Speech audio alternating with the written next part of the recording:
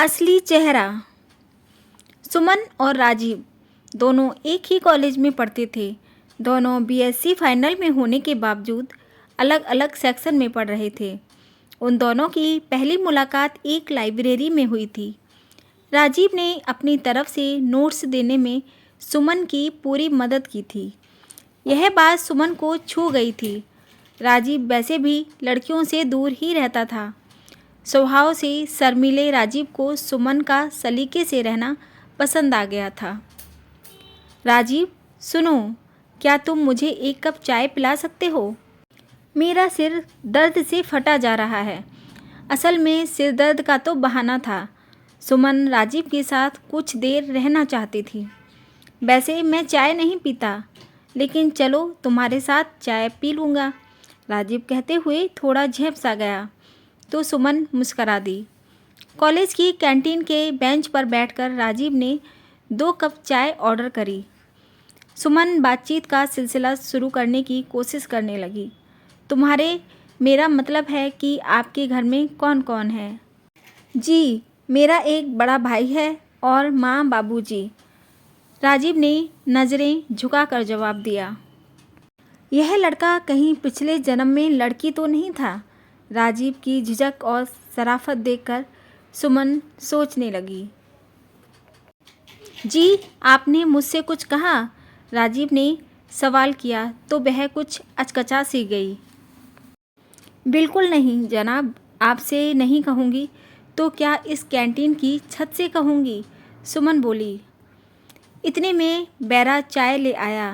राजीव ने कॉलेज के दूसरे लड़कों की तरह ना तो बातचीत का सिलसिला आगे बढ़ाया और ना ही कोई ऐसी वैसी हरकत करने की कोशिश की।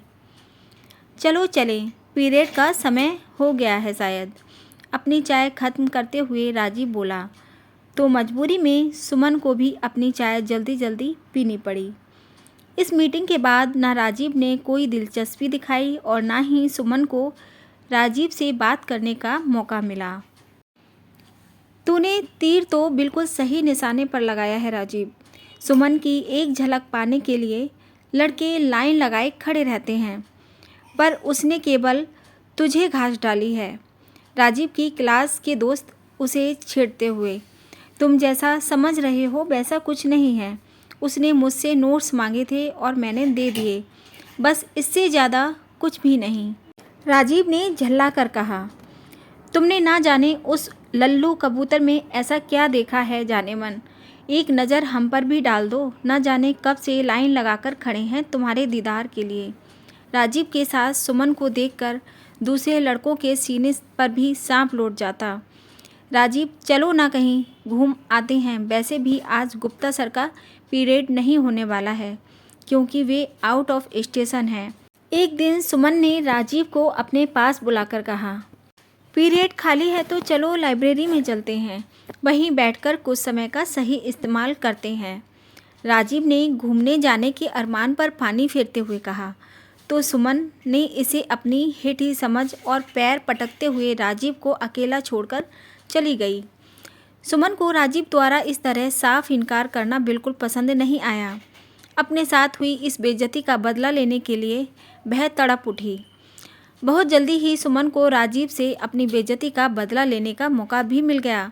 एक दिन जब राजीव लाइब्रेरी से निकलकर अपनी क्लास की तरफ जा रहा था, तभी उसका ध्यान कहीं और होने के चलते वह एक लड़की नीलम से टकरा गया। अचानक लगी इस टक्कर से नीलम खुद को संभाल न पाई और ज़मीन पर गिर गई। हालांकि उन दोनों ने आई एम सॉरी कहकर इस घटना को तूल नहीं दिया, पर सुमन ने बात का बतंगड़ा बनाकर हंगामा मचा दिया। देखते ही देखते लड़कों की भीड़ वहां जमा हो गई और उन्होंने राजीव को कॉलर पकड़कर उसी नीलम से माफ़ी मांगने के लिए मजबूर कर दिया। राजीव को अपराधी की तरह खड़ा देखकर लड़कियों को बहुत मज़ा आ रहा था। बेचारा राजीव क्या करता, उसे कान पकड़कर न केवल माफ़ी मांगनी पड़ी बल्कि इतने सारे छात्रों के सामने जलील भी होना पड़ा। सुमन को यह सब देखकर बहुत अच्छा लग रहा था क्योंकि उसने अपनी बेइज्जती का बदला राजीव से ले लिया था। इस घटना को कई दिन बीत गए। राजीव हमेशा अपने काम से काम रखता था। यही बात सुमन को चुभ जाती और उसे रिएक्ट करने के लिए मजबूर कर देती थी। दरअसल सुमन यह चाहती थी कि राजीव उसके आसपास मंडराए और उसकी जी हुजूरी करे। उसे ऐसा ही बॉयफ्रेंड चाहिए था जो उसके नखरे सह सके। कुछ ही दिनों में छात्र संघ के चुनाव होने जा रहे थे। राजीव के दोस्त चाहते थे कि वह छात्र संघ अध्यक्ष का चुनाव लड़े। राजीव ऐसा नहीं चाहता था, पर दोस्तों के दबाव में उसे राजी होना ही पड़ा। उसका मुकाबला मोहित से था। मोहित दबंग किस्म का हुल्लड़बाज लड़का था जो किसी भी तरह अध्यक्ष पद पर काबिज होना चाहता था। लड़कों को अपने पक्ष में करने के लिए उसने पैसा पानी की तरह बहाना शुरू कर दिया था, जबकि राजीव के पास लगाने के लिए ज़्यादा पैसा नहीं था। सुमन भी बढ़ चढ़कर मोहित के पक्ष में वोटिंग कराने के लिए कोई कसर नहीं छोड़ रही थी। राजीव को दब्बू, नकारा और कबूतर साबित करने के लिए उसने झूठी सच्ची कहानियाँ भी छात्रों को सुनाई ताकि वह हार जाए और एक बार उसके कलेजे को ठंडक पहुँचे। चुनाव नतीजे पर आए तो सबने दांतों तले उंगली दबा ली। राजीव जीत गया था। सुमन के सारे अरमान हवा हो गए। जीत की खुशी में दोस्तों ने राजीव को अपने कंधे पर उठा लिया और गुलाल उड़ाते हुए कॉलेज का चक्कर लगाने लगे। जीत मुबारक हो राजीव, मुझे पता था कि तुम ही यह चुनाव जीतोगे। सुमन ने रस्मी तौर पर राजीव को बधाई देते हुए कहा तो उसने हाथ जोड़ दिए। राजीव के रवैये से सुमन समझ गई कि वह उसकी असलियत को जान चुका है, इसलिए उसने अब राजीव के बारे में सोचना बंद कर दिया था। उसे अब राजीव से कोई मतलब नहीं रह गया था। इधर सुमन के घरवाले भी अब उसका रिश्ता पक्का करना चाहते थे। उन्होंने कई लड़के सुमन को दिखाए भी, पर उनमें से कोई भी उसे नहीं जच रहा था। उधर राजीव अपनी ग्रेजुएशन पूरी करके अच्छी नौकरी पर लग चुका था। एक तरह से सुमन उसे भुला चुकी थी। सुमन, जल्दी से तैयार हो जाओ, लड़के वाले तुम्हें देखने आ रहे हैं। उनके आने का समय हो गया है। एक शाम जब सुमन दोपहर में सोकर उठी तो उसकी मम्मी ने आकर बताया। सुमन अब एक तरह से लड़कों के आकर देखे जाने से उकता चुकी थी। उसे अब इन बातों में इंटरेस्ट कम होता जा रहा था। कौन है वह और क्या करता है? खुद को आईने में देखते हुए सुमन ने अपनी माँ से पूछा तो उन्होंने बताया कि लड़का अच्छी पोस्ट पर है और अच्छे ख़ानदान से है। खैर, सुमन को तो यह सब झेलने की आदत हो चुकी थी। बाहर कार का हॉर्न बजा तो घर वाले सतर्क हो गए। सुमन ने भी एक बार अपने मेकअप और ड्रेस को अच्छे से देखकर सही कर लिया। अब सुमन को चाय की ट्रे लेकर ड्राइंग रूम में जाना था। जैसे ही वह ट्रे लेकर पहुंची, उसकी नज़र उसे देखने आए लड़के पर गई।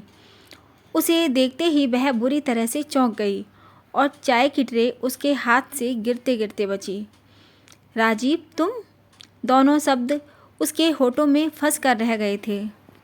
राजीव ने अपनी आदत के मुताबिक खड़े होकर पहले हाथ जोड़े और फिर उसे हेलो कहा। उसका अंदाज बिल्कुल नपा-तुला था।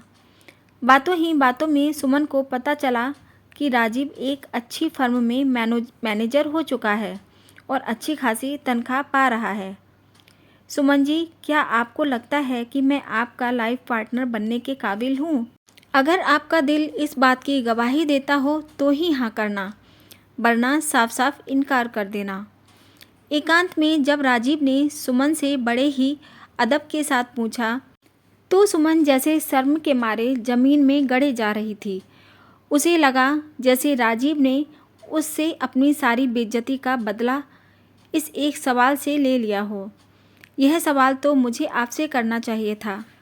मेरी इतनी गलतियों को माफ़ करने के बाद भी अगर आप मुझे अपनाने के बारे में सोच रहे हैं तो यह आपकी महानता है। मैं आपकी गुनहगार हूँ। आप जो चाहे सज़ा मुझे दे सकते हैं। सुमन के चेहरे पर शर्मिंदगी के भाव साफ नज़र आ रहे थे। अरे, आप तो रोने लगी। माफ़ी चाहता हूँ कि मेरी वजह से आपका दिल दुखा। शादी ब्याह कोई गुड्डे गुड़िया का खेल नहीं होता। मैं नहीं चाहता कि पुरानी यादें हमारी नई ज़िंदगी की शुरुआत में रोड़ा अटकाएं। इसीलिए जो भी फैसला करो सोच समझ कर ही करना। कहकर राजीव जाने को तैयार हुआ तो सुमन उसके पैरों में गिर पड़ी। यह आप क्या लगा रखी है राजीव?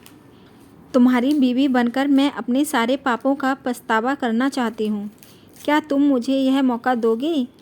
सोचेंगे उस समय। बस इतना ही कहकर राजीव वापस ड्राइंग रूम में चला गया और अपनी माँ के कान में कुछ फुसफुसा दिया। भाई, मेरे बेटे और हमें तो लड़की पसंद है। अगर सुमन को कोई ऐतराज़ ना हो तो आप दोनों की शादी तय कर दीजिए। राजीव की मम्मी के यह कहे ये शब्द सुमन के कानों में मिश्री की तरह घुलते जा रहे थे। उसके मन की घबराहट अब धीरे धीरे खत्म होती जा रही थी। दोस्तों, अगर आप लोगों को हमारी कहानियाँ पसंद आती हैं और आपको कहानियाँ सुनना पसंद है तो हमारे चैनल को सब्सक्राइब अवश्य करें और वीडियो को लाइक करें और हो सके तो वीडियो को शेयर अवश्य करें। धन्यवाद।